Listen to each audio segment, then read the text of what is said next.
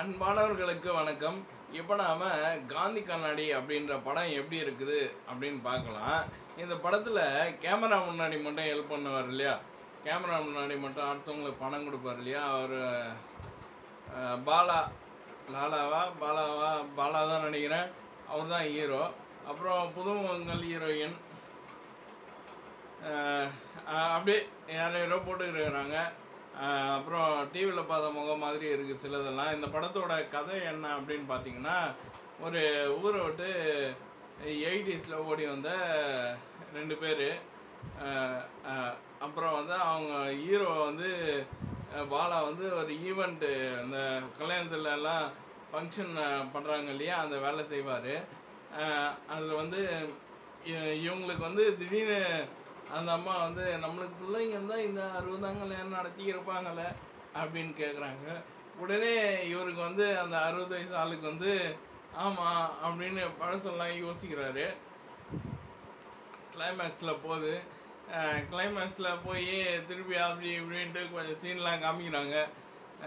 அப்புறம் ரிட்டர்ன் இப்போ நவ் 2020 அந்த சம்திங் அப்போ வந்து உடனே இந்த மாதிரி அவரோட மனைவி ஆசைப்பட்டாங்க, அந்த ஆசையை நிறைவேற்றணும் அப்படின்ட்டு ஹீரோ கிட்ட போயிட்டு ஒரு ஈவெண்ட் பண்ணுங்க இந்த மாதிரி அப்படின்னு கேட்குறாரு. ஈவெண்ட்டுக்கு ஹீரோயின் வந்து 40 லட்சம் ஆகுது அப்படின்னு சொன்னால், ஹீரோ வந்து 52 லட்சம் ஆகுது அப்படின்னு சொல்லிடுவார். சரி, அதையும் அந்த தாத்தா வந்து சரி ஓகே காசு ரெடி பண்ணின்னு வந்து பார்க்குறேன்ப்பா அப்படின்னு சொல்லிட்டு போயிடுவார். போயிட்டு காசுக்காக என்ன பண்ணுவார் அப்படின்னு பார்த்தீங்கன்னா, டாக்குமெண்ட்லாம் எடுத்துன்னு வந்து கொடுப்பாரு, ஹீரோ கிட்ட கொடுப்பாரு. டாக்குமெண்ட்லாம் வெரிஃபை பண்ணால் அதெல்லாம் உண்மையானது தான் அப்படின்ட்டு கோயம்புத்தூர் போய் பார்ப்பாங்க. கோயம்புத்தூர் போய் பார்த்தா அவங்க வந்து டாக்குமெண்ட் எல்லாம் கரெக்டாக இருக்குது. ஆனால் வேற ஒருத்தன் பில்டிங் கட்டிகிட்டு இருப்பான் இவங்க இடத்துல. அவன் வந்து 10 கோடி தரணும், இவரை வந்து 90 லட்சம் கொடுத்துருங்க அப்படின்னுவார். சரி ஓகே, இதெல்லாம் சினிமாத்தனம் நல்லா தெரியுது, காசு 90 லட்சம் கொடுத்துருங்க அப்படின்னு சொல்லுவார். சரி வேற எதுனா இடத்துக்கு இடுன்னு போவாங்கன்னு பார்த்தா ஒரே இடம் தான், ஆனால் இதில் வேற ஒரு ஜமீனுக்கு அந்த ஒரு இடம் தான் இருக்குதுங்களா சார். சரி ஓகே, இது ஒரு லாஜிக் இல்லை. அப்புறம் வந்து இது ஒரு நெகட்டிவா. அப்புறம் வந்து இது திரைக்கதை வந்து அப்படியே மெதுவாக போகுது, சென்டிமெண்ட்டாக காமிக்கிறேன் அப்படின்னு சொல்லிட்டு ரப்பர் இந்த பபுல்கம் மாதிரி இப்படி எழுதிருக்கிறாங்க, பூமர் பபுல்கம் மாதிரி இப்படி எழுதிருக்கிறாங்க. சரி ஓகே அப்படின்னு பார்த்தா அப்புறம் திருப்பி எனக்கு காசு வாங்கிட்டு திருப்பி எல்லாம் முடிக்கலாம் அப்படின்னும்போது டிவியில் வந்து இந்த மாதிரி நான் பணம் செல்லாது அப்படின்னு சொல்லிட்டாங்க அப்படின்னு வரும். இந்த பணத்தை வந்து திருப்பி அவங்ககிட்டயே கொடுத்துட்டு போயிடுவாங்க.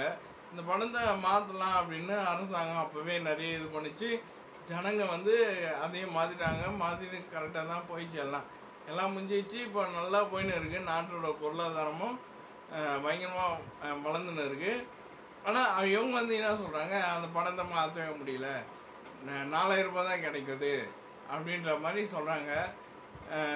அப்புறம் அந்த பணத்தை வேற எங்கன்னா பிளாக்ல மாற்றலான்னு பார்த்தா எனக்கு 40%, எனக்கு 50% கமிஷன் வேணும் அப்படின்னு சொல்கிறாங்க.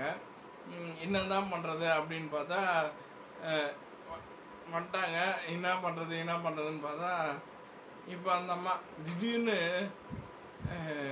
இல்லை சாரி, அதுக்கு முன்னாடியே ஒரு சீனு என்னன்னா, இவர் ஒரு இடத்துக்கு மாற்றத்துக்கு போவார். அந்த இடத்துல வந்து இவங்களா ரவுடிங்க அப்படின்ட்டு பயந்துன்னு அங்கேருந்து வருவார். அவனுக்கு வந்து இவரை ஃபாலோ பண்ணிட்டு வந்து பணத்தை பிடுங்கும்போது இவரை நான் அடிச்சிருவானுங்க. இவரை அடிச்சிருவானுங்க. அப்போ வந்து ஹீரோ வந்து காப்பாற்றணும் இல்லையா, ஹீரோ வருவார், காப்பாற்றின்னு போய் வீட்டில் படுக்க வச்சுருவாங்க. படுக்க வச்சுட்டு கஷ்டமாக அந்த ஹீரோ அந்த தாத்தா வந்து காந்தி தாத்தா வந்து அப்படியே பார்த்துன்னு தூங்கின்னு இருப்பார்.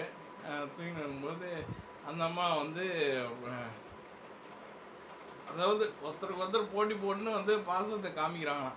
அந்த மாதிரி சொல்கிறாங்க. அந்த அம்மா வந்து ஹீரோவோட இடத்துக்கு போயிட்டு இதில் நான் 95,000 வச்சுருக்கிறேன், இது நான் கஷ்டப்பட்டு சேர்த்தேன், இது எல்லாம் செல்லும், அது செல்ல தான். அவர் வச்சுனுங்கிற பணம் செல்ல தான், இந்த அம்மா வச்சுனுங்கிற பணம் செல்லு தான். இத்தனை வருஷமாக சேர்த்து வச்ச பணம் இதெல்லாம் செல்லுன்னு அப்படின்னு அந்த அம்மா சொல்கிறாங்க. அது எப்படின்னு தெரில. ஓகே ஆச்சா.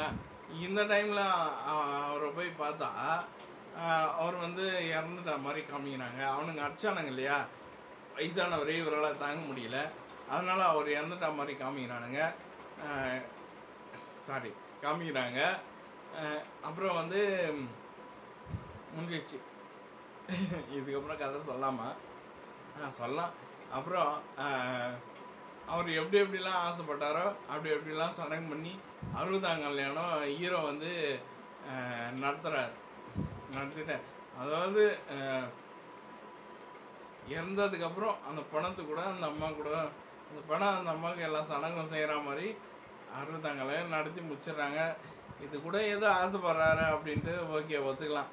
அப்புறம் அவரை சடங்கு பண்ணுறதுக்கு சுடுகாட்டுக்கிட்டு போவாங்க. சுடுகாட்டில் வந்து லேடிஸ்லாம் இருப்பாங்க. எப்படி எந்த சுடுகாட்டில் லேடிஸ் வராங்கன்னு எனக்கு தெரியலைங்க.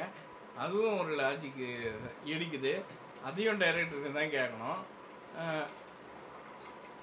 இந்த லேடிஸ்லாம் வெளியே போயிட்டாங்களே, திரும்பி லேடிஸ்லாம் உள்ள வந்து பார்த்துக்கிறதுக்கு ஆள் இல்லையா, அந்த அம்மா தான் மெயின். அந்த அம்மா தனியாக விட்டு இவங்கெல்லாம் போயிட்டாங்களாம். அது என்னன்னு தெரில. அதனால் அந்த அம்மா வந்து எங்கே போயிட்டாங்க.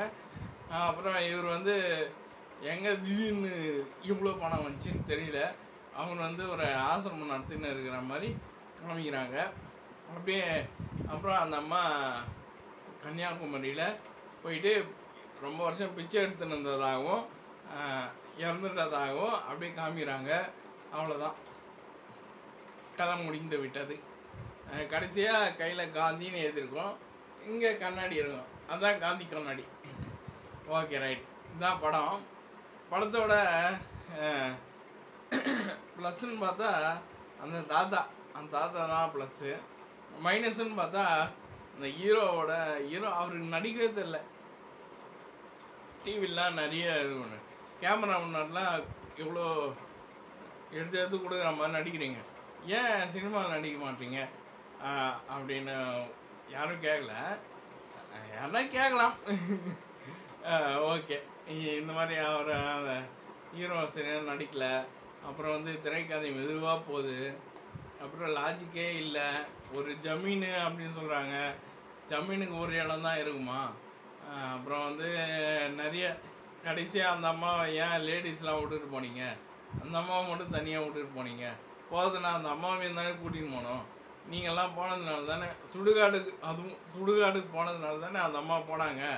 இப்படிலாம் வந்து ஒரு லாஜிக் மீறல் இதில் நிறைய இருக்குது. இயக்குனர் ஷெரீஃப் அப்படின்றவர் இயக்கியிருக்காரு. புதுமுக இயக்குனராக என்னன்னு தெரியல. நன்றி. இந்த படத்தை என்ன மாதிரி சகிப்புத்தன்மை உள்ளவர்கள் ஒரு முறை பார்க்கலாம் டிவியில். நன்றி. நீங்களும் உங்களின் அன்பு குடும்பமும் வாழ்க வளமுடன்.